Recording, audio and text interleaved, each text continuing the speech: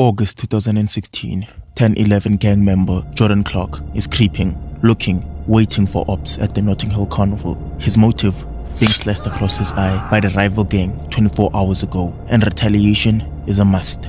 He isn't alone. With him is 22-year-old Eddie Mombele, and their patience pays off as they spotted a 16-year-old on Wilmington Road, ran him down and stabbed him 3 times in his abdomen, leg and arm. Thirsty for more blood, they made their way to Ladbroke Grove, sneaked up on a 15-year-old and stabbed him in the stomach. The boy sustained life-threatening injuries, and they met another 16-year-old not long after, only managing to stab him in his leg. Both men were arrested and found guilty for grievous bodily harm and weapons possession. The teenagers were swayed by the police to testify against the 2 men in court after they all made a recovery, with Eddie trying to pin all the charges on Jordan, claiming he did all the stabbings, but the judge was having none of it and gave both men 15 years each. The 2 perpetrators were affiliated with the West London gang 10-11, with UK drill sensation Digga D as a high-ranking member. Now, why would this man, Jordan, 19 at the time, run around in West London stabbing teenagers in broad daylight? Well, unlike in Los Angeles, where Crip gang feud bloods, in London, the gang violence revolves around postcodes. Digga D's 10-11 hail from Ladbroke Grove, rapping W10 and W11, and their rival gangs 12-Fold and 12NT originate from Shepards Bush, W12 being their postcode.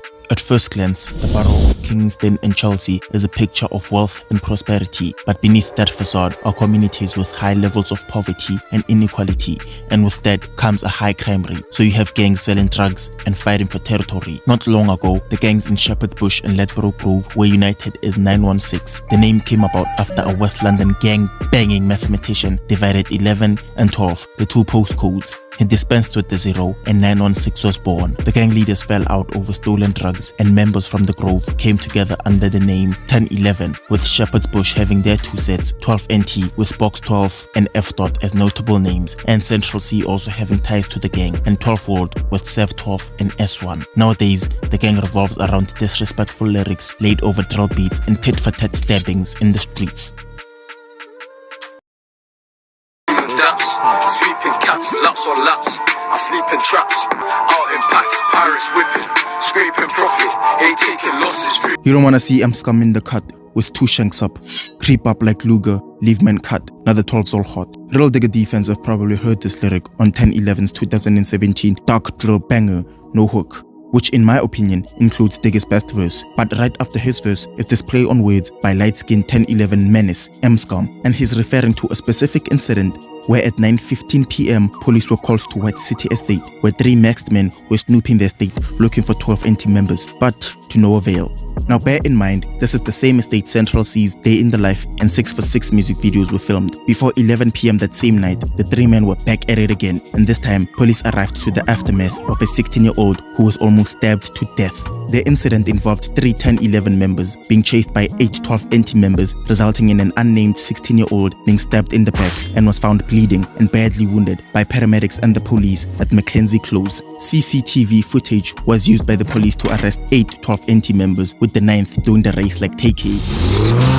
No one from 10-11 was arrested for this incident, and they went on to release Play for the Pagans 2 weeks after the incident, with Digga alluding to that night, rapping, "If Jeezy tripped, then he would have been pissed. If Jeezy tripped, then he would have got dipped," referring to 20-year-old Calvin Johnson, who was sentenced to a total of 4 years for violent disorder and conspiracy to commit grievous bodily harm. Investigating Officer Detective Constable Steve Rennie said, "We are increasingly applying and being granted criminal behavior orders to stop young men posting videos and audio online which promote gang activity and violence. The lyrics presented to the court in this case clearly did just that, and we know these tit-for-tat videos aimed at clothing rival gangs actively lead to violent incidents on our estates." After numerous stabbings, indictments and disses, you best believe the beef in the streets was extremely hot. But the gang members weren't the only ones feeling the heat, so were residents in West London, and amongst them was HorridOne's grandma. She was a crack fiend, and to settle her nerves, she made the trip to Shepards Bush, hoping to get herself a dose of drugs. But there was one problem. She was buying from the ops, who were beefing her grandson's gang heavy. As soon as 12 members realized who she was, cameras were pulled out, and they proceeded to taunt Horrid's grandma, with one even screaming, "Come get your nanny, Horrid!" And Horrid was gonna be the last person to tolerate this. So later that night, Horrid, his siblings Sav'O, TY, MSkum, and Digga all hopped in a car and crossed the bridge to 12NT territory, hoping to catch the ops lurking, but they didn't realize they themselves were vulnerable to the most notorious gang in West London, the Met Police, and this was found in their car. Today, a judge banned 5 young drill artists from performing or uploading songs that incite violence.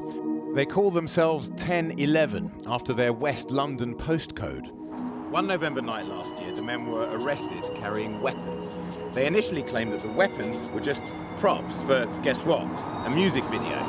The court heard they were in fact plotting revenge against a rival group who'd threatened one of their grandmothers. But they eventually pleaded guilty to conspiracy to commit violent disorder.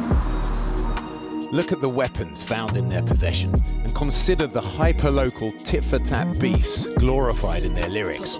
Like No Hook, a song that makes repeated references to stabbing.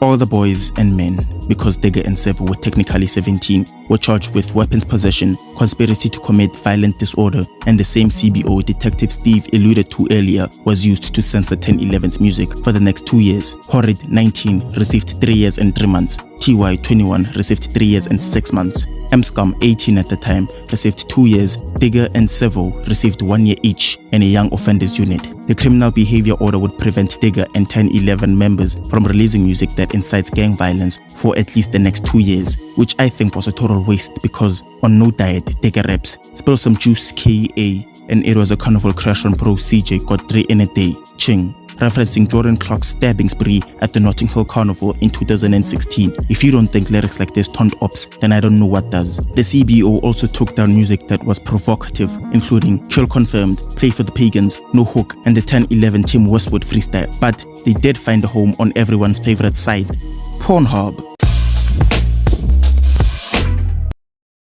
Flick it, chef it, cop it, chop it, press it, cop it, lock it, sell it, rob it, fly it, drop it, try it.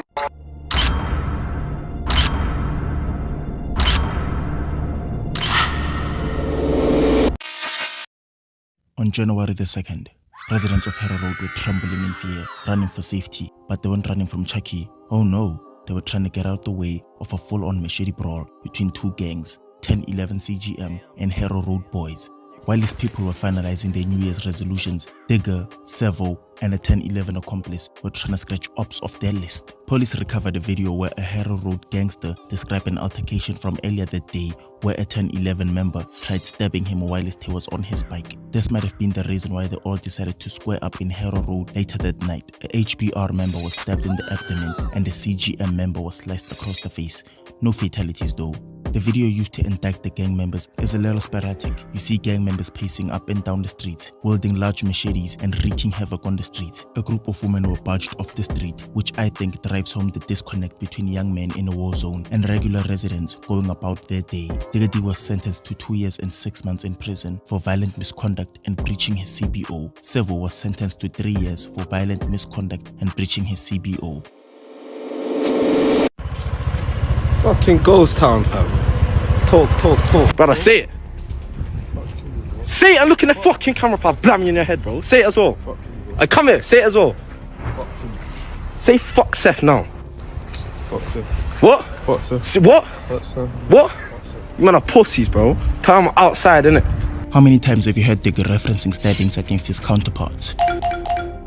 On numerous occasions, and while he's in his second stint locked up, Digga's karma, for lack of a better term, caught up with him. Not a lot of reports have surfaced regarding this incident, but this is what he had to say on the BBC's documentary defending Digga D. Yeah, when I was in jail, he took me to hospital for a checkup. And I was handcuffed and I was handcuffed to one of the officers. Everyone was just looking at me in the hospital. It was wild. Side note. If you're asking yourself why Digga D is admitting to stabbing this Zeno on red light, green light, well, it's because Zeno was allegedly involved in jumping Digga whilst he was in prison, and as retaliation, he allegedly stabbed him, and if this wasn't enough, he had to send him this, taunting him some more on Snapchat. I can't go into detail about this because there isn't enough evidence regarding the matter.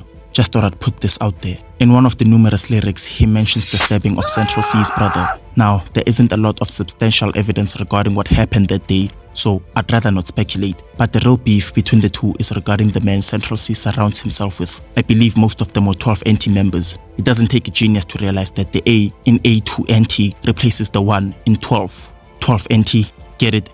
I mean, the man has NT tatted on his stomach. The collective probably now moves as live yours, but yeah, that right there is one half of this bloody war for territory in West London.